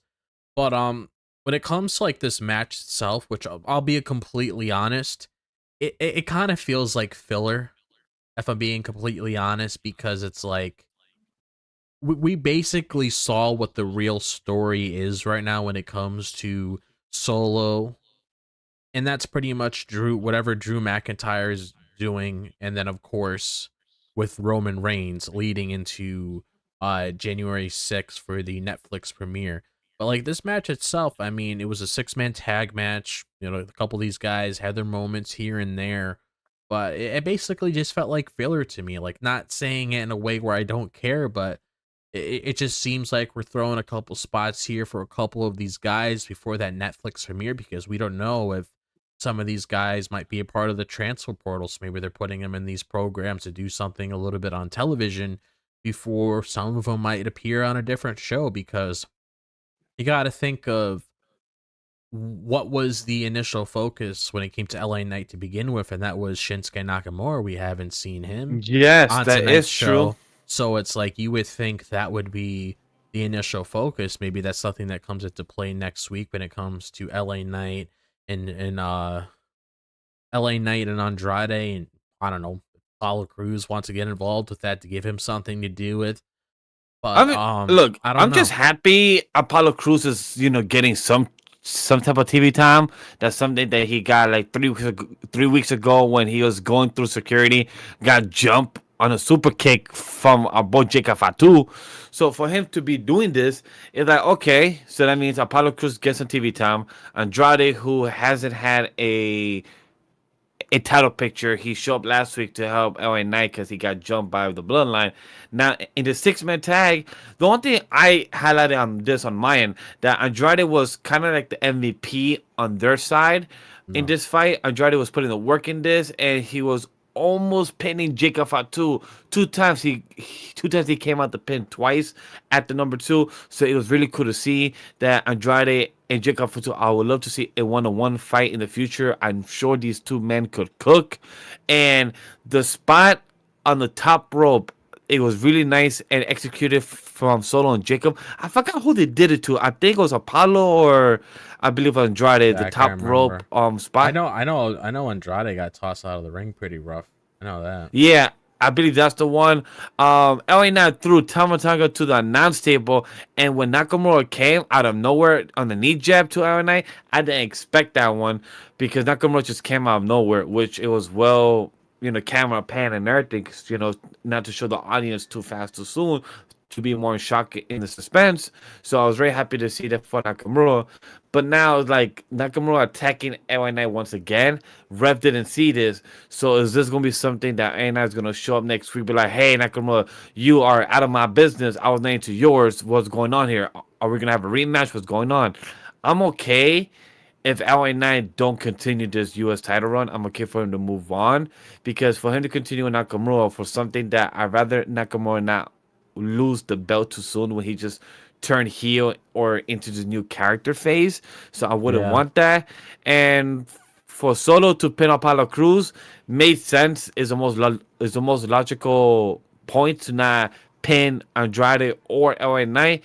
And Jacob Fatu and Tama are not gonna get the win when it's Oh, right now the tribal okay. chief I'll be Solo Sikoa himself. I'll be completely honest with you. I must have done something at that time because I completely missed Shinsuke Nakamura tonight. But I saw a clip from USA Network online where he came out of nowhere and just knocked him over the announce table.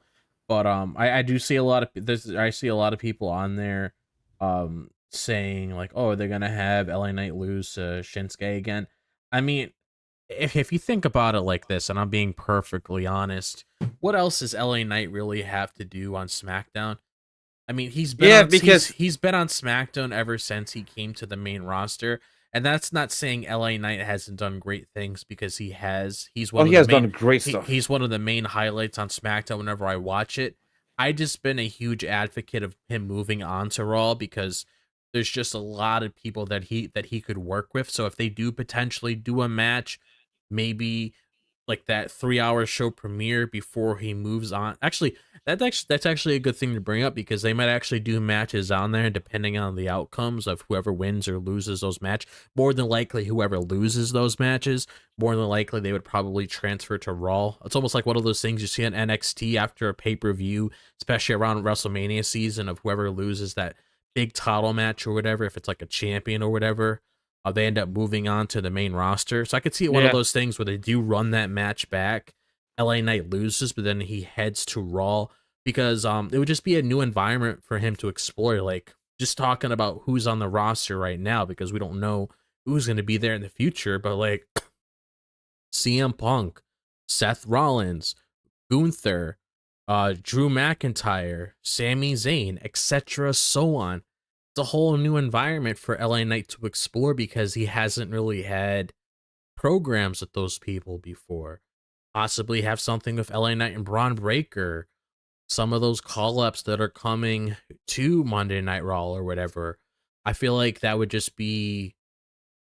It would benefit LA Knight a lot more because now he just has all these new people to work with. So I agree. I actually feel like we're gonna get that not tag match. We're gonna get that title match, and I feel like he's gonna lose, which is honestly I'm okay I if he feel like loses it's probably because for at the the end of the day, best.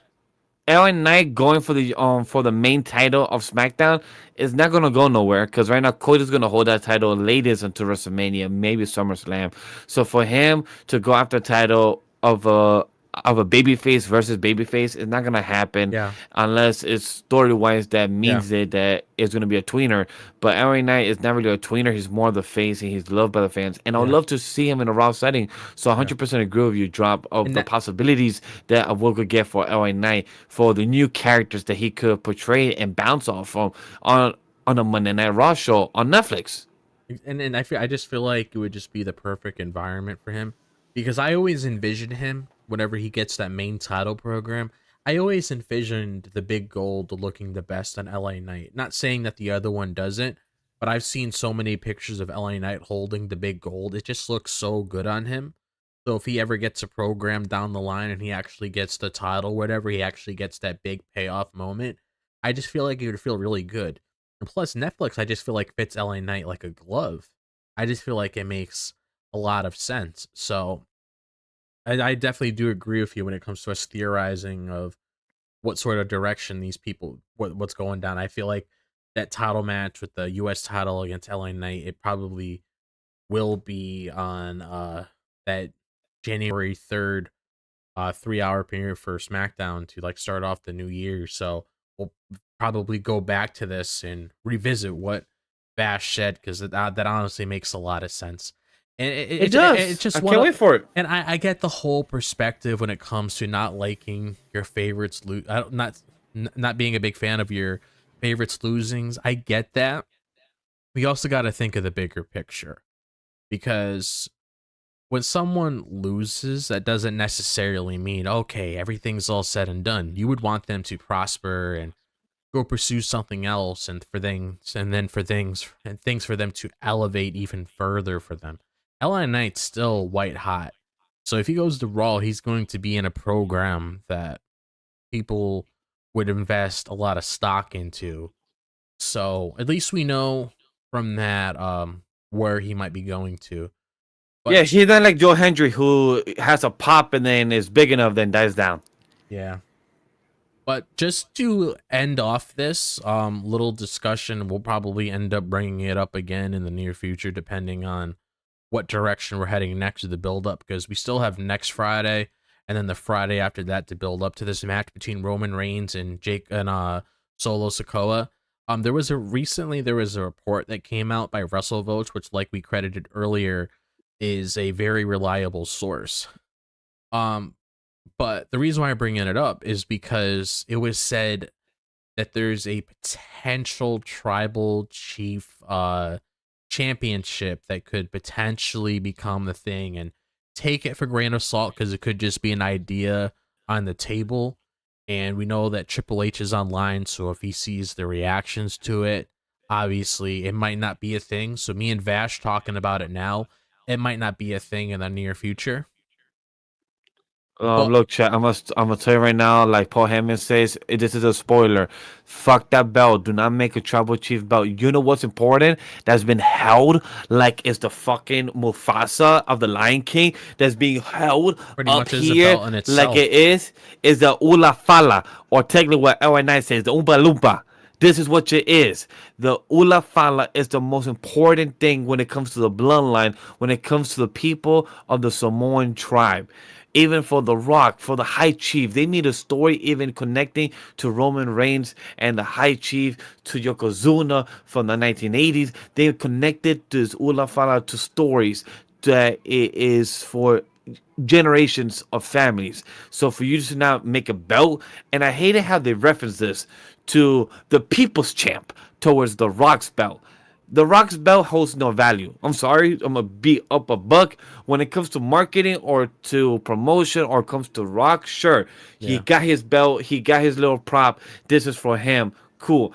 But nothing will be on the same value as a fucking High Chief or Ula Fala championship belt. The design, yeah, a red design, aka a universal title, the red title, one that literally is Watkins has almost in his background. exactly. That's almost like a Ula Fala. Just if you wanna have it, just paint it red. Sure. In a big W, no, I don't need that. Are you gonna have a U? Are you gonna actually have it the Ula Fala like the belt type? No, Ula Fala. The whole concept is amazing. The concept of the belt, showing that this red item, it is what is making our characters, Solo Sikoa, Roman Reigns, be crazy. They want the little precious item back, and is what makes them feel whole. So for me, Tribal Chief belt championship, fuck no. That's a negative for me. Burn it if you do make it. Depending on story, sure, I'll think about it at the time. But if it's idea concept wise, hell no. Yes, because if you think about it like this as well, it completely shits on the whole entire Bloodline story, because ever since this story kicked off, and if you want to really go back, I mean, look at the promo that Roman Reigns had last week, that little vignette talking about the history of the Ula Fala, how it was passed down from his father, how he earned it, and everything like that.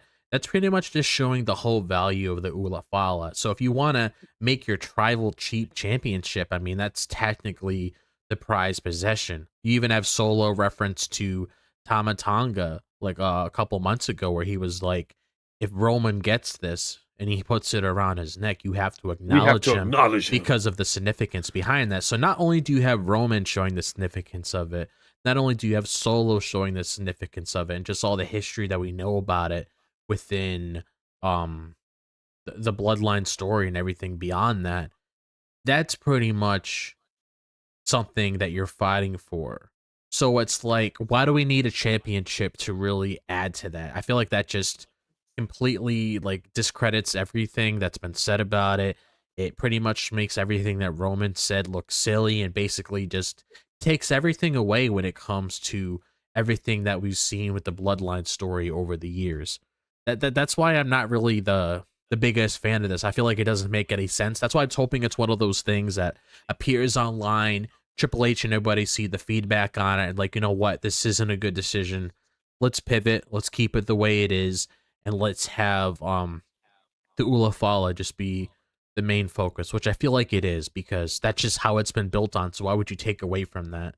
And if this does happen, I mean, I'm not gonna come on here and, you know, be a happy person about it. I'm just gonna say it as it is. It's not worth it. I mean, you also got to think about it um from longevity too.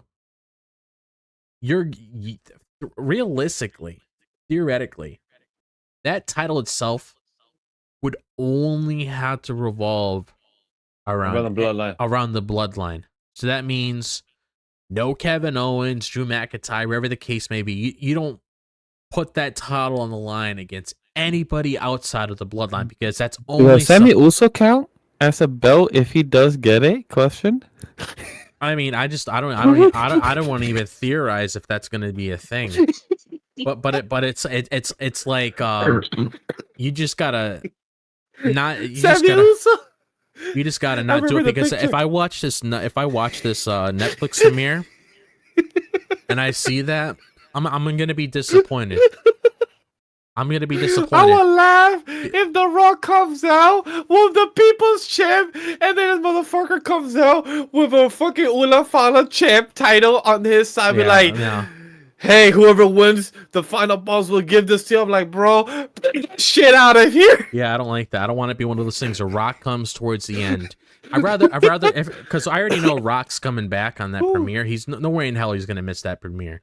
But I don't, because a lot of us are expecting it when Rock comes back. If he has any sort of interaction with Cody, Bloodline, etc., so on, it's meant to be a big angle. Because like Triple H said, this is supposed to lead into the road of WrestleMania. I don't want The Rock coming out here, walking down, getting into the ring, if it's Jacob, Roman, whatever the case may be, and wrapping that belt around them. I do not want to see that, because that makes no sense at all, and that completely contradicts everything that we've been building on the story for the past 4 years. Around that time, it's going to be 5 years. So this 5 years worth of story, and you randomly whip this out. No. I understand the whole Rock's belt, because that was passed on by Muhammad Ali's family. We get the significance behind that. That's why he walks around with it, and it looks cool on Rock. But that makes more sense because of the what we know about that belt. But we know that belt's never gonna get defended. But It's not. It's not. Like the only thing for some reason I just had this epiphany. The only way I see this People's Champ belt being defended if John Cena comes to him. Oh, you're the People's Champ? I'm the People's Champ. They have loved me for years. That's the only way I see that belt being defended. only one title I wouldn't see Cena win is either the WWE title or the World Heavyweight Championship to get number 17. I don't want him coming after that belt, and I know Cena definitely doesn't want that belt either. Same. I hope not either, but in my head, like I said, epiphany that might happen, Yeah. but I hope never does. I hope that's like a route number 28 Yeah. that we never touch. But when it Honestly- comes to this red belt that we never will get, and I hope we don't, this Tribal Chief belt, this Ula Fala, use the item that's been the item of relevancy that Paul Heyman has been saying for weeks, for months, for years, like Drop just literally gave me a whole fucking headache knowing that 5-year storyline. That's crazy because this started in the beginning of the pandemic. We were literally started at I believe in the summer of the pandemic it first started. So insane that we're about to reach 5 years in the storyline of Roman Reigns becoming the Tribal Chief, becoming the Ula Fala, and all this what he has established. The question is that once we finally get this on January 6th, who's the winner, who's the outcome, and where will the story go? Because it's like, are you gonna put Solo over, or the question is, are you gonna have Roman Reigns be accepted and be acknowledged worldwide? If you want me to be completely honest, neither of them deserve it, and the reason why I say it is because Roman hasn't changed ever since. He's been the exact same person since we've seen at WrestleMania. So why are you just going to reward him with the Ula Fala when he hasn't really changed his character at all and actually went down a direction where he actually cared about the people around him organically? And two, when it comes to Solo, like Solo said before, when he kicked out Jimmy, when he started his new bloodline, losing... It was not an option. No, he worded it where it's like, when you lose, there's consequences. What is There's Solo? consequences. What has Solo been doing? He lost a War Games match. He lost that tag match that Cody had with Roman against him and Jacob at that pay-per-view. Cody beat Solo at that SummerSlam when they had Bloodline rules and Roman came back. So it's like Solo has to take accountability for his actions, and he said it. So it's like, if you're saying those words about Roman, you kind of have to take that bullet too. So realistically, neither of them deserve it. So it's kind of like that's why I'm into that whole theory that people are saying where it could be one of those things where Drew McIntyre hits two birds in one stone, or Rock puts his foot down and doesn't give a fuck about either of them. They realistically, Solo hasn't take responsibility for his actions when it comes to losing, and Roman hasn't changed. Neither of them really deserve it if you think about it. Agree. You bring 100% facts in this drop of information. You bring 100% in this that neither of them deserves it. And I wonder how would it go that if The Rock takes the Ula Fala himself at the end and he puts himself in charge, or he holds onto it where now one of them has to hunt for it. Now Roman has to get it from The Rock. Like, it's more like you chasing the cat and mouse. I wonder if that's how it's gonna be. So when it comes to Drew McIntyre, I agree. Drew McIntyre should be involved that day. I feel like he should. Not would, he should. So no matter what, he should be involving himself, even by the finale of that fight. And depending as much what Drop said earlier in the beginning of the segment from earlier this week on Wednesday or tonight, whichever is the main event on Punk versus Seth or Roman versus Solo, I know they're still trying to see what would be the bigger drawback and also scheduling. So I know we will wait and see by 2 weeks from now when we will get closer to January 6th.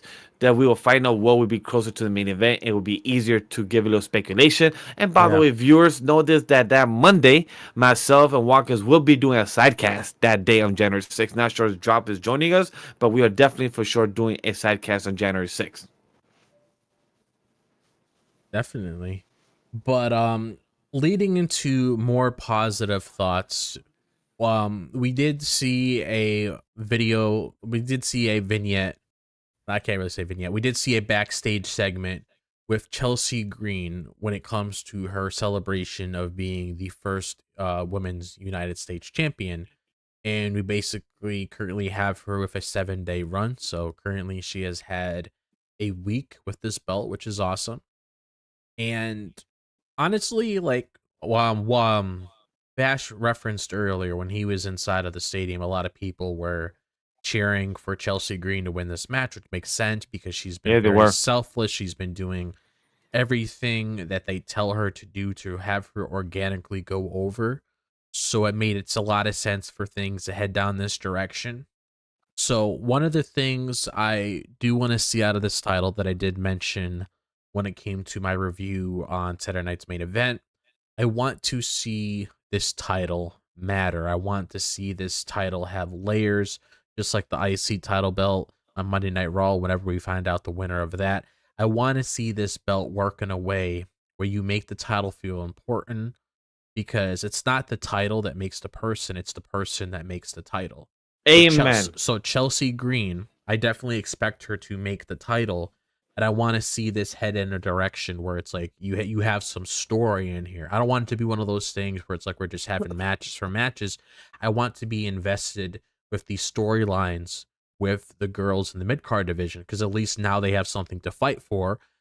So you want to have something to fight Exactly. for at a engaging story that we can sink our teeth into. Because when we had the whole thing of Michin and Chelsea Green, it was a little program that they were doing, but people were into that. And based on what I saw during that backstage segment, they posted clips online. Michin did make a couple comments about how she wants to come after that title. So maybe you could continue that program with her and Michin, and then you could add more depth to it, if that makes any sense. And then you can move on to the next, because I see Chelsea Green getting a good run with this title. I don't think she's going to get like a year or two with the title, but she's going to get a good run with the title before it gets passed on someone else. But I'm just liking how we're in this position now where we can see more girls get opportunities. And what I'm hoping to see out of this, if it heads down that direction, is if Chelsea utilizes this title to the fullest until she's ready to drop it to someone else to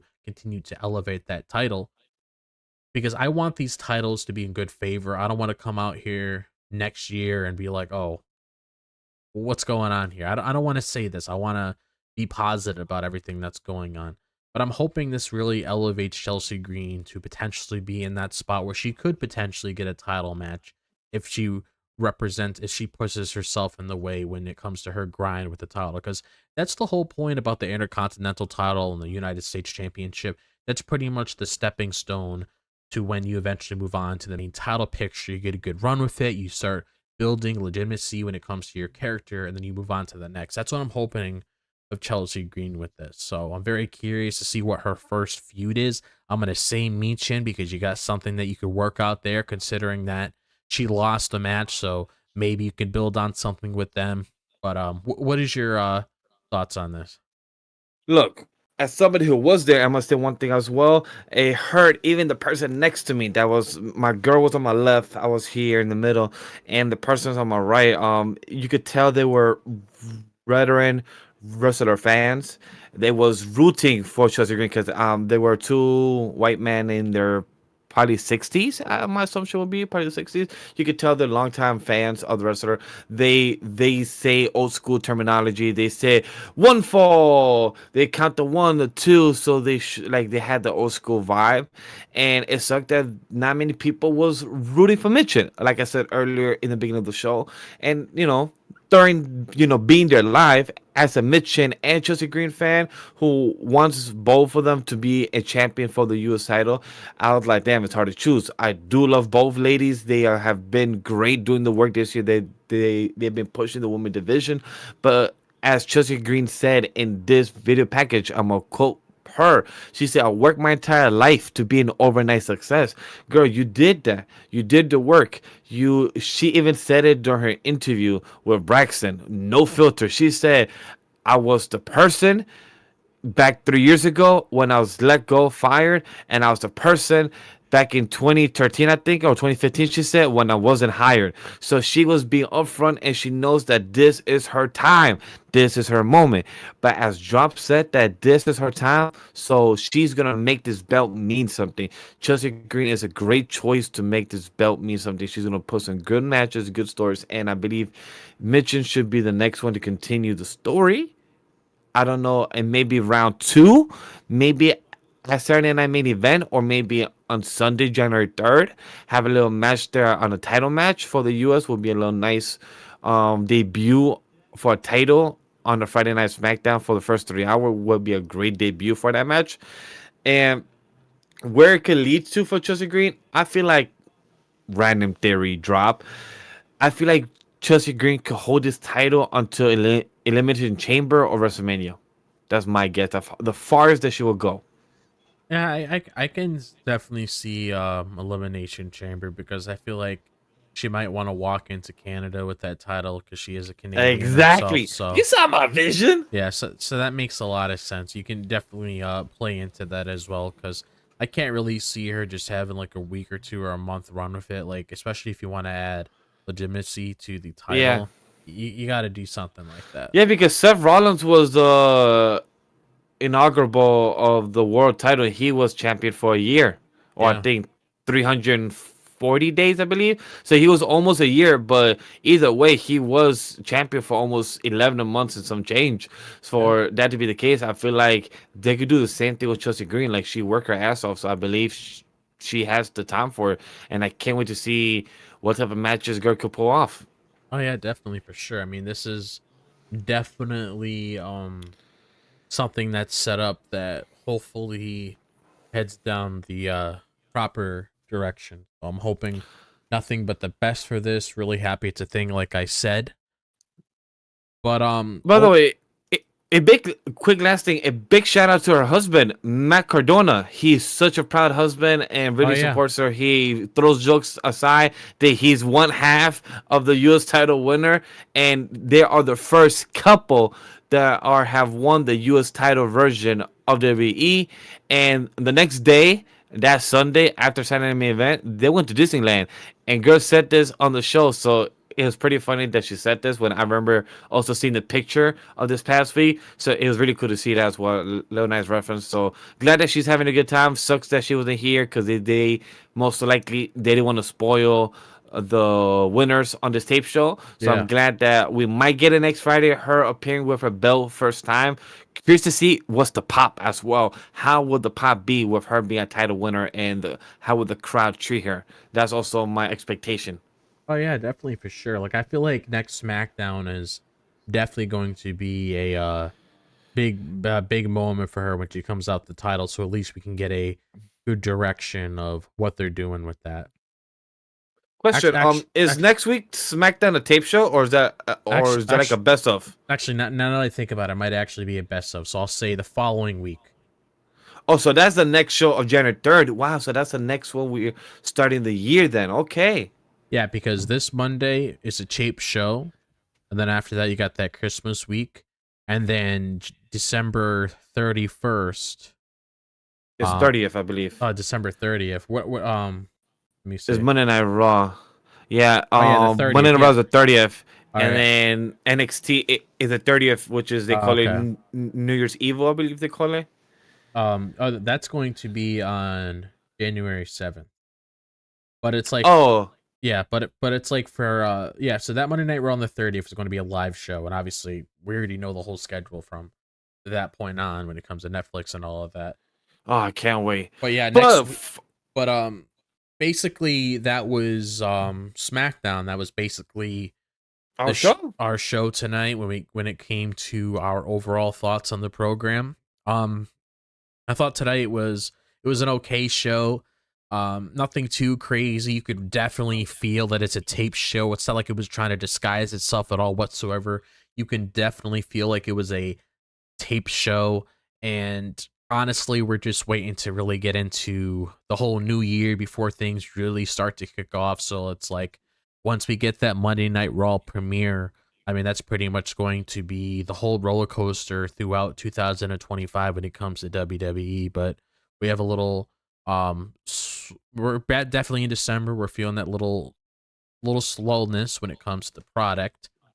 But yeah, basically like my overall thoughts on the show, like I discussed earlier, I feel like a lot of these things are portrayed the way they are for a reason, because I feel like since we are heading into the Netflix premiere, we have that trade portal thing in effect. I feel like this is just something that SmackDown and Raw is doing, and then once we eventually lead into that, we'll see where everybody's going. I just feel like this might be programs like we discussed earlier with the whole LA Knight situation, where they're doing these certain programs, and then we'll find out exactly what new adventure awaits them, heading into that WrestleMania season.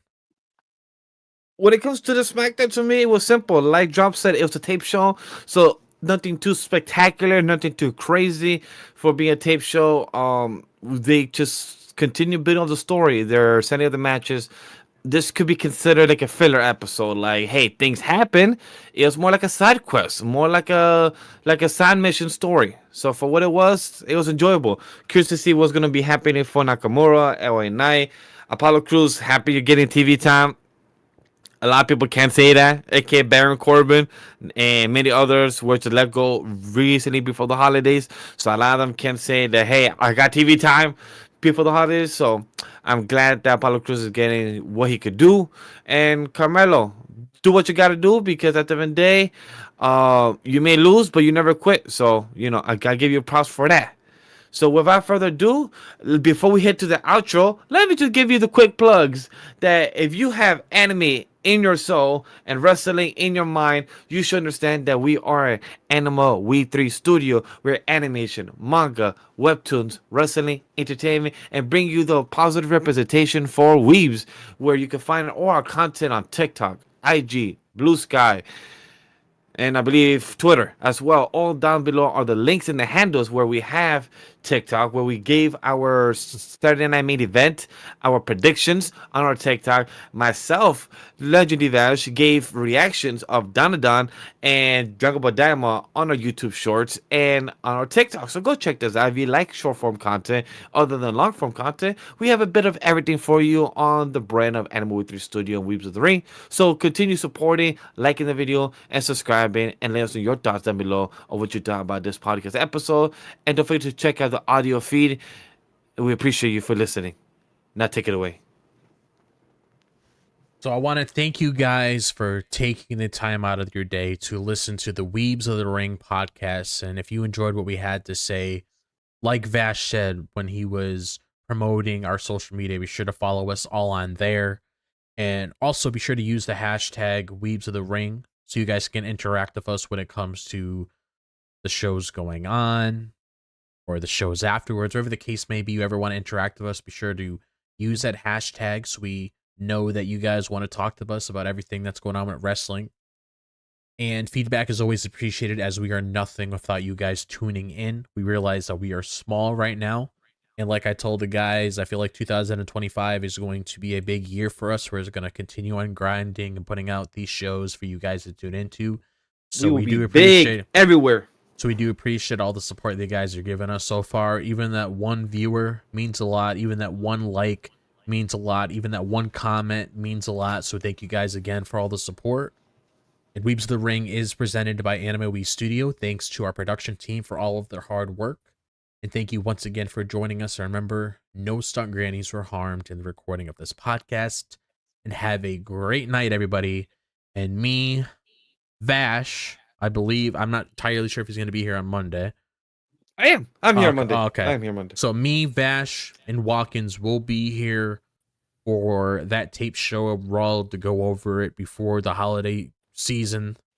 So that'll be the next show you probably will see us in. So we'll see you guys next time.